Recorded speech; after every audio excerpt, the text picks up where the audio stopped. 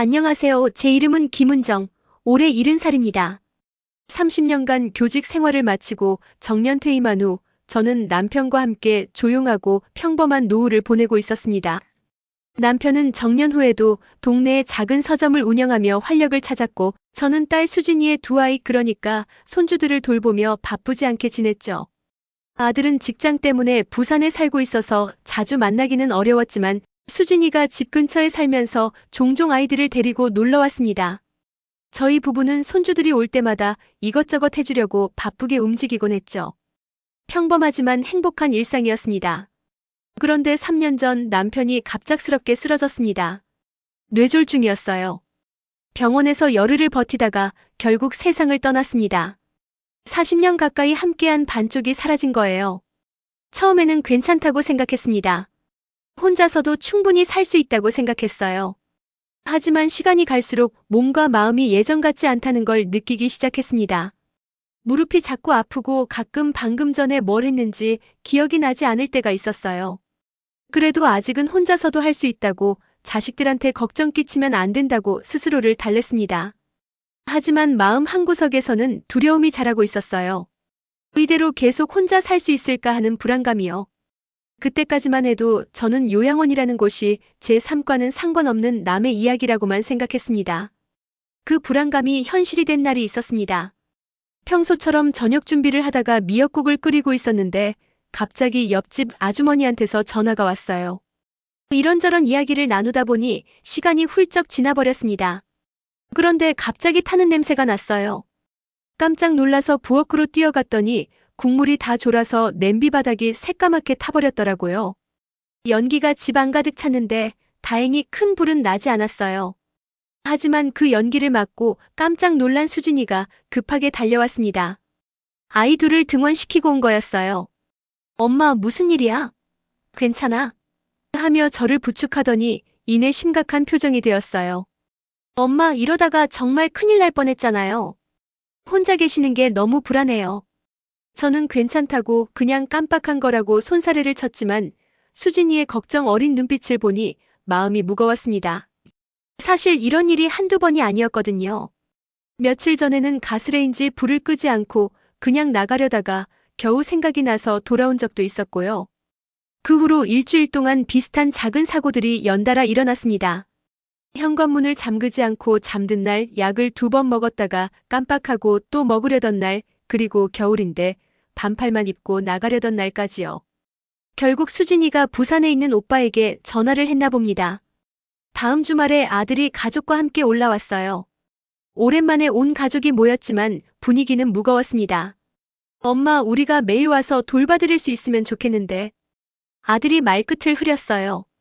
제가 직장 때문에 부산에 있어야 하고 수진이도 아이들 키우며 직장 다니느라 힘든 상황이거든요. 수진이가 입을 열었습니다. 엄마, 안전한 곳에서 전문적인 돌봄을 받으시는 게 어떨까요?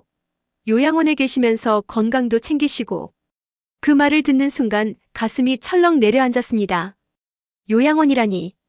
하지만 아이들의 걱정스러운 표정을 보니 더 이상 고집을 부릴 수도 없었어요. 일주일 후 저는 수진이와 함께 서울 근교에 있는 한 요양원을 찾아보러 갔습니다. 아들도 부산에서 올라와서 함께 했어요. 요양원은 생각보다 깨끗하고 현대적이었습니다. 넓은 로비에는 화사한 꽃들이 장식되어 있었고 복도도 밝고 깔끔했어요. 원장님이 직접 나와서 안내해 주셨는데 친절하게 시설을 구석구석 보여주셨습니다. 어머니, 여기서 편안하게 지내실 수 있을 거예요. 24시간 간병 서비스에 물리치료실, 재활치료도 받으실 수 있고요.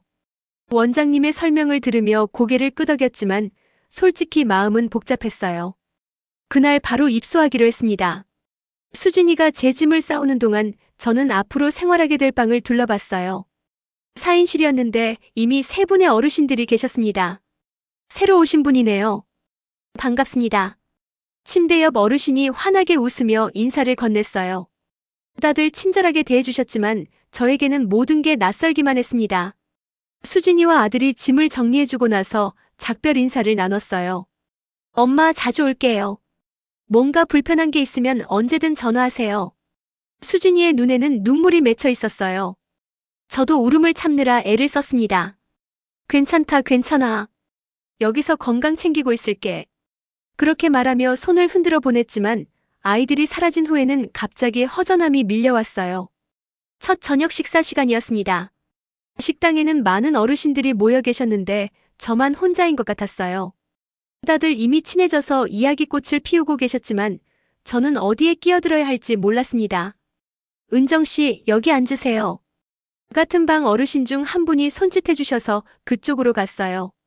그분은 박영자 할머니였는데 벌써 이곳에서 2년째 지내고 계신다고 하더라고요. 처음엔 다 그래요. 집 생각나고 가족 생각나고. 근데 시간이 지나면 괜찮아져요.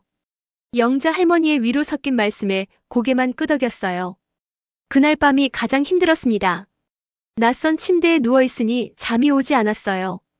옆 침대에서는 다른 어르신들의 잠꼬대 소리나 기침 소리가 들렸고 복도에서는 간호사분들의 발걸음 소리가 계속 들렸어요. 집에 있을 때는 혼자여도 제 공간이었는데 여기서는 모든 게 낯설고 제 것이 아닌 것 같았습니다. 40년을 살던 집, 남편과의 추억이 가득한 그 공간이 그리웠어요. 손주들이 뛰어다니던 마루, 제가 직접 가꾼 작은 텃밭까지 모든 게 그리웠습니다. 한 달이 지났습니다. 시간표에 따라 움직이는 생활에 조금씩 익숙해지고 있었지만 여전히 쉽지 않았어요.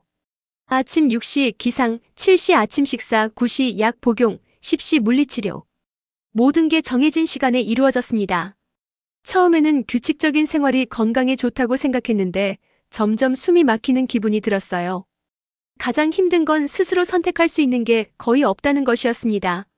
어느 날 오후 몸이 좀 피곤해서 낮잠을 자고 싶었는데 오후 2시는 레크리에이션 시간이라며 모든 분들이 강당으로 가야 한다고 하더라고요. 어머니, 참여하지 않으시면 기록에 남아요. 가족분들이 걱정하실 수도 있고요. 간호사분이 미안한 표정으로 말씀하시더니 저를 부축해서 강당까지 데려가셨어요. 또 다른 날에는 목욕 순서가 정해져 있어서 오늘은 그냥 쉬고 싶다고 말했더니 어머니, 오늘은 꼭 하셔야 해요. 규칙이라서요. 라는 답이 돌아왔습니다. 그 순간 제가 더 이상 김은정이라는 한 사람이 아니라 그냥 관리해야 할 어르신 중 한 명이 된 것 같았어요. 집에 있을 때는 제가 원할 때 씻고 원할 때 쉴 수 있었는데 여기서는 그런 작은 선택권조차 없어진 거예요. 수진이는 일주일에 한 번씩 아이들과 함께 찾아왔습니다. 손주들이 오면 잠깐이라도 기분이 좋아졌어요. 할머니, 언제 집에 와요? 라는 막내 손주의 질문에 답할 말이 없어서 그냥 웃기만 했어요. 부산에 있는 아들은 한 달에 한 번 정도 올라왔는데 올 때마다 엄마 여기서 편하게 지내세요. 건강이 제일 중요해요. 라고 말했어요. 아이들은 제가 안전하고 건강하게 지내는 것만으로도 만족해하는 것 같았어요. 하지만 저에게는 안전과 건강만으로는 충분하지 않았습니다. 제가 누구인지, 제 의견이 무엇인지, 제가 뭘 원하는지가 점점 중요하지 않게 여겨지는 기분이었어요. 박영자 할머니는 제 마음을 이해해주는 유일한 분이셨어요.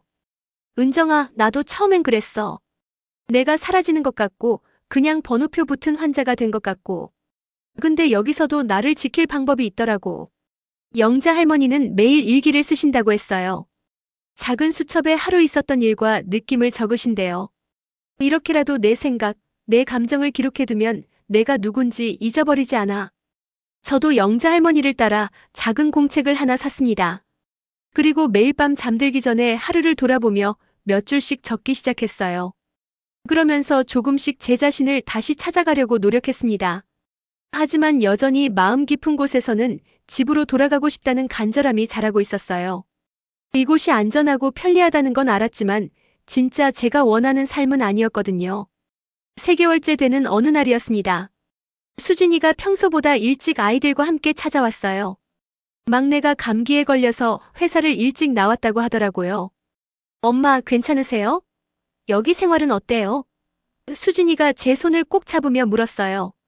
평소 같으면 괜찮다, 잘 지내고 있어라고 대답했을 텐데 그날은 왠지 솔직하고 싶었습니다. 수진아, 엄마는 말을 시작했다가 멈췄어요. 아이들 앞에서 속마음을 다 털어놓기가 어려웠거든요. 하지만 수진이가 제 표정을 보고 뭔가 눈치챈 것 같았어요. 아이들아, 잠깐 복도에 나가서 놀고 있어. 아이들을 내보낸 후 수진이가 다시 제 손을 잡았습니다. 엄마 힘드시죠? 그 한마디에 참고 있던 눈물이 터졌어요.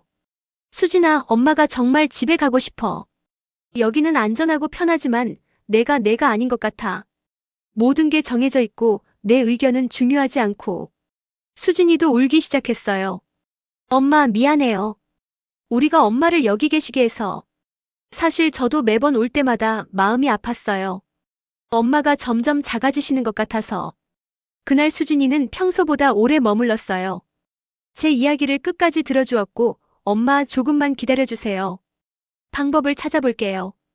라고 약속했어요. 일주일 후 수진이가 부산에 있는 오빠와 함께 다시 찾아왔습니다. 둘 다 진지한 표정이었어요. 엄마, 우리가 많이 생각해봤어요. 아들이 입을 열었습니다. 엄마가 정말 집에서 지내고 싶으시다면 방법을 찾아보려고 해요. 수진이가 덧붙였어요. 요양보호사분을 집으로 모시는 방법도 있고 제가 더 자주 들릴 수 있도록 근무 시간도 조정해 보려고 해요. 물론 쉽지 않겠지만. 그리고 엄마, 아들이 제 손을 잡았어요. 여기서 물리치료도 꾸준히 받으시고 몸을 더 튼튼하게 만드세요. 집에서 혼자 계실 수 있을 만큼 건강해지시면 정말로 집으로 모셔갈게요. 그 순간 가슴이 뛰기 시작했어요. 희망이라는 게 이런 건가 싶었어요. 그동안 체념하고 있었던 마음에 다시 목표가 생긴 거예요. 정말이야? 정말로 집에 갈 수 있어? 제가 물으니 두 아이가 고개를 끄덕였어요. 그날부터 저는 달라졌습니다. 물리치료 시간에도 더 열심히 참여했고 산책도 빠지지 않고 나갔어요. 박영자 할머니가 은정아, 요즘 왜 이렇게 열심히야? 라고 물어보시면 집에 가려고요라고 당당하게 대답했어요. 물론 요양원이 나쁜 곳은 아니에요. 여기서 도움을 받으며 건강을 되찾은 분들도 많고 저 역시 이곳에서 많은 걸 배웠습니다. 하지만 제 마음속 깊은 곳에는 여전히 집, 그리고 가족과 함께하는 평범한 하루가 가장 간절한 꿈으로 남아있어요.